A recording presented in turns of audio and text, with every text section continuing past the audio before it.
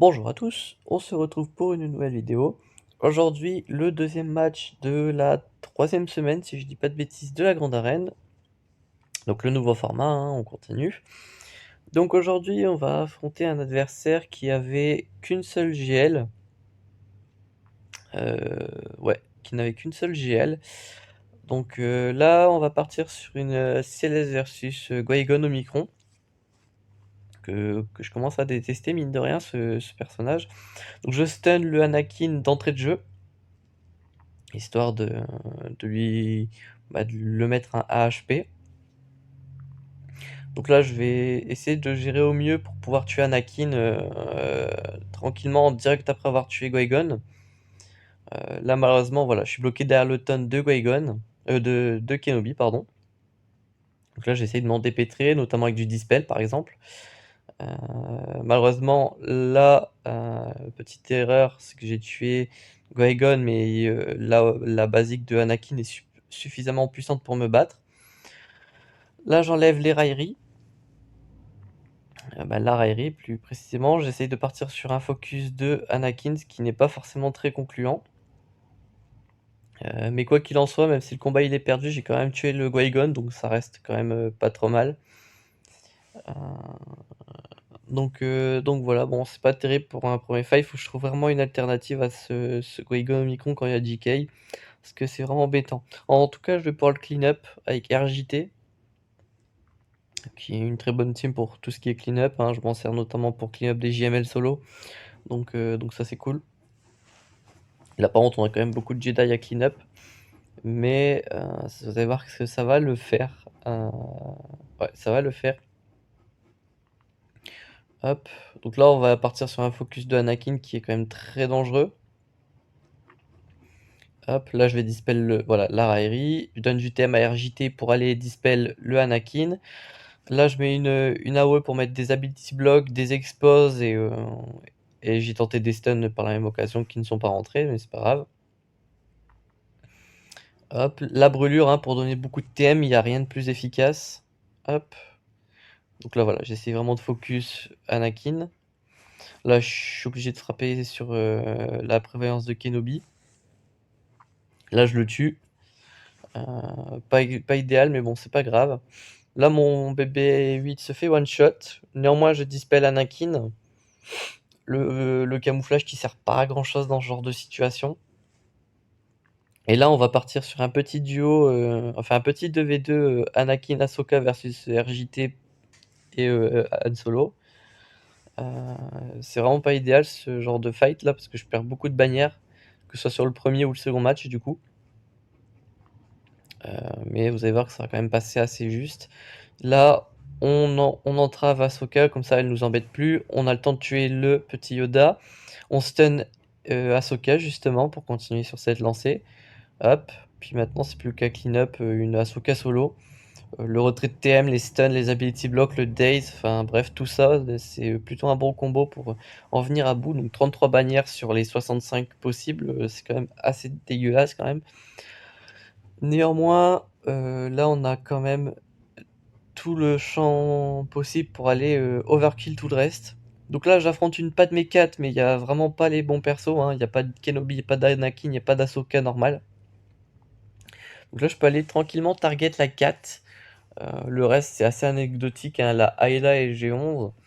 Le R2, à part son camouflage, il fait pas grand chose. Le Chewie, c'est un très bon tank, mais sans stack de courage, il va pas faire de dégâts. La Padmé, voilà, c'est juste là pour faire gagner de la prod quand je fais des assists ou ce genre de choses, ou pour donner le courage notamment. Mais c'est pas non plus. Voilà, en face, il n'y a pas de damage dealer excepté 4. Mais là, je l'entrave, je fais en sorte de l'entraver, hein. Je réduis son TM, je lui augmente ses délais avec la marque de Revan. Donc là, vraiment, la 4 adverse ne peut rien faire. Donc voilà. Bon, après, il utilise Qui-Gon au micron, hein, et il a réussi à me faire perdre un match avec. Donc il peut pas non plus faire une très grosse Padmé et me faire perdre avec sa Qui-Gon au micron. Donc voilà. Hop. Tac, on continue. Donc là, j'attends que Padmé sorte de l'invisibilité pour lui mettre la marque. Hop. Donc on se donne les prévoyances, ils ont rien pour passer la prévoyance comme Masokai sa basique par exemple. Hop, je dispelle la brûlure également parce que voilà, on va éviter de perdre des bannières, bêtement. Hop, donc là j'attends, hein, c'est un peu long mais forcément. Plus voilà, avec les bonus, de prot et cetera, le Chewy est vraiment bon en termes de résistance. Là je peux dispel Chewy donc je peux aller marquer, Padmé tranquille. Hop. Bon après je sais que Revan ignore la raillerie donc Dispel Chewy c'était pas non plus important mais bon moi il a pas eu ses stacks de courage donc voilà. Donc là voilà on va la tuer avec des spéciales et cetera mais on évite les assists. Donc voilà là c'est bon. On fait les heals quand on le peut surtout en fin de combat.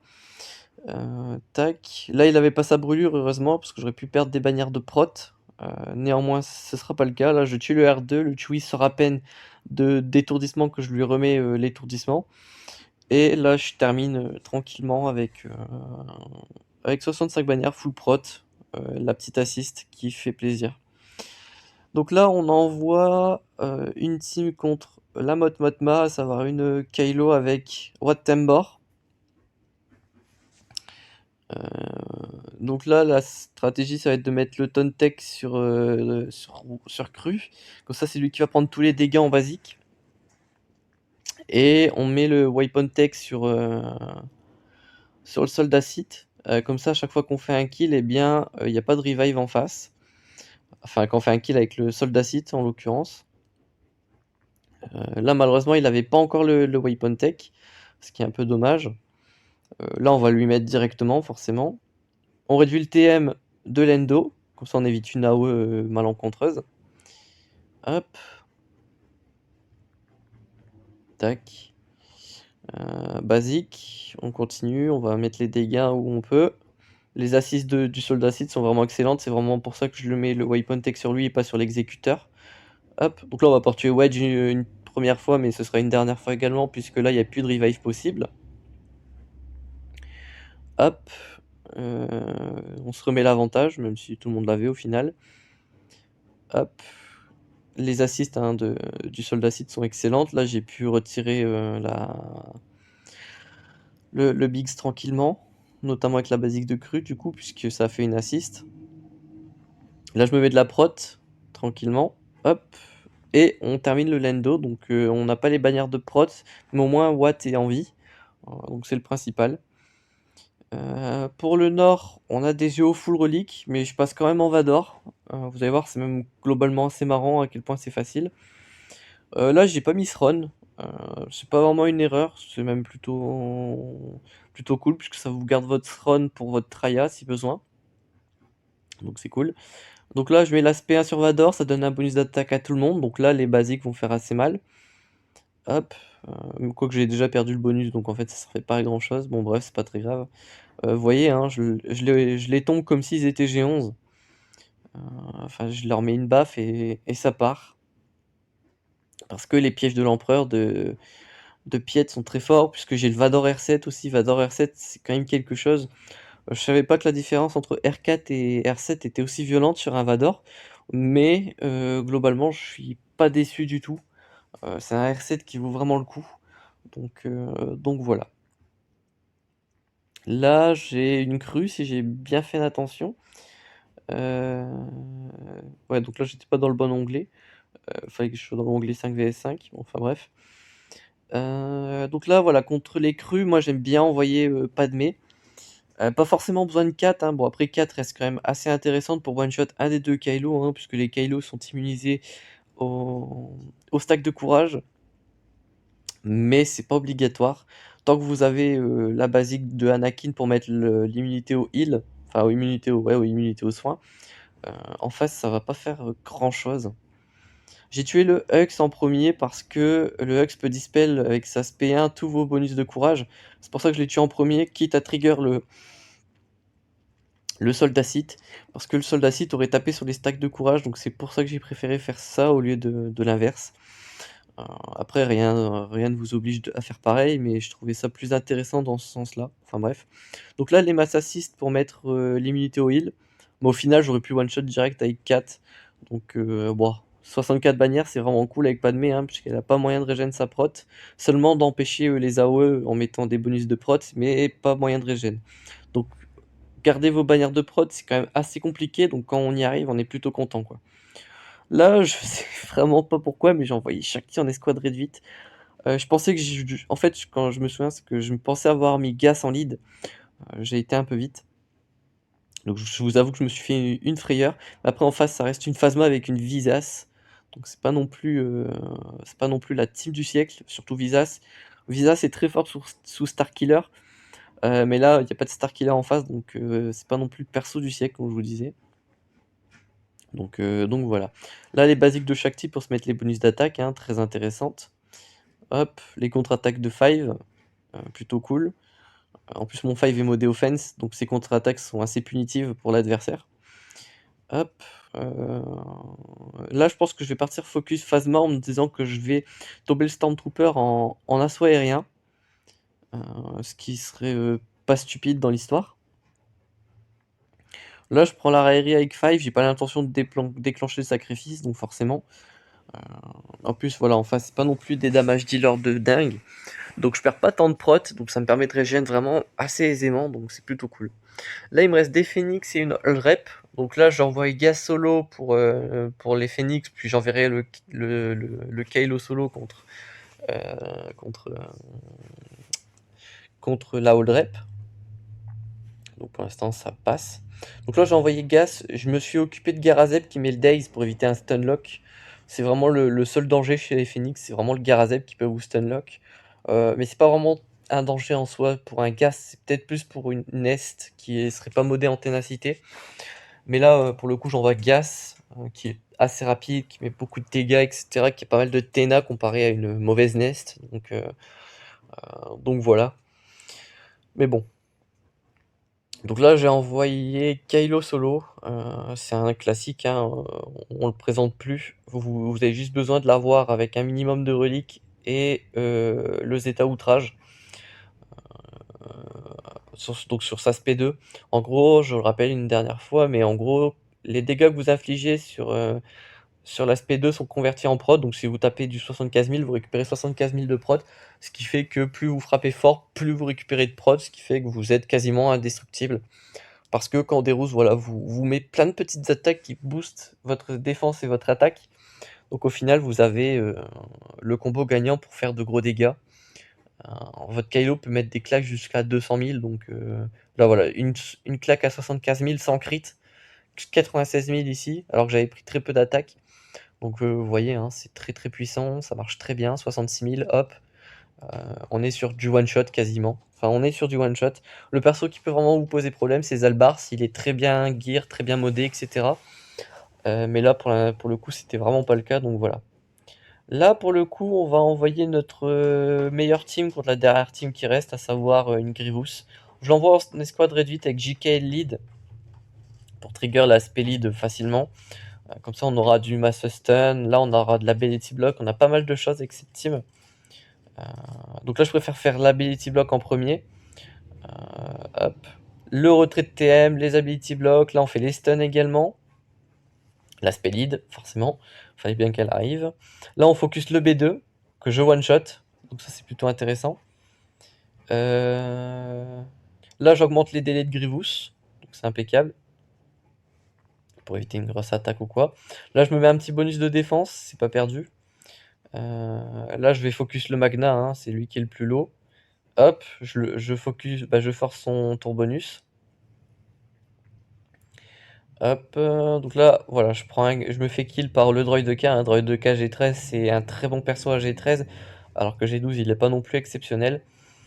Mais j'arrive à le tomber, encore une fois, assez aisément. Là, le problème qui va se poser à moi, hein, c'est qu'en face, on a voilà, le B1 comment dire, qui va prendre la marque, que tant que Grievous est pas full life, donc c'est très compliqué de tomber Grievous tant que B1 est en vie. Là, je fais le retrait de TM, parfait, je termine le B1, et on va taper un petit 2v1 contre GG, plutôt à l'aise. Donc voilà. Hop. En 15 minutes, on a tombé tous les personnages, donc là, il nous reste les vaisseaux. En face, on a Finalizer et Malo. Et on va voir que bah, moi je vais passer très facilement puisque j'ai Nego Malo. Donc bon, c'est amplement suffisant.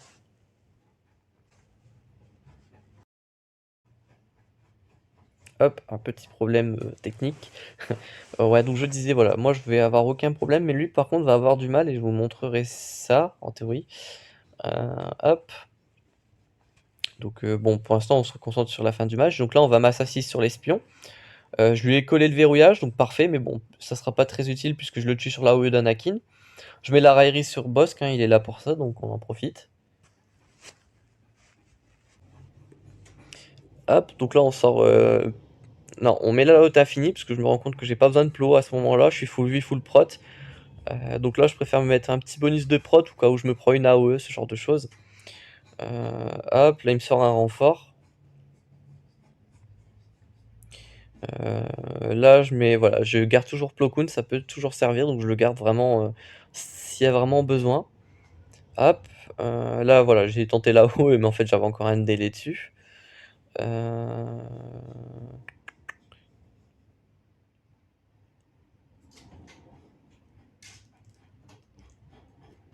Hop, donc là je me prends la dite AOE, ça y est. Là je mets une AOE, justement pour tuer le soldat qui est invisible. Là je sors Plo, ça y est.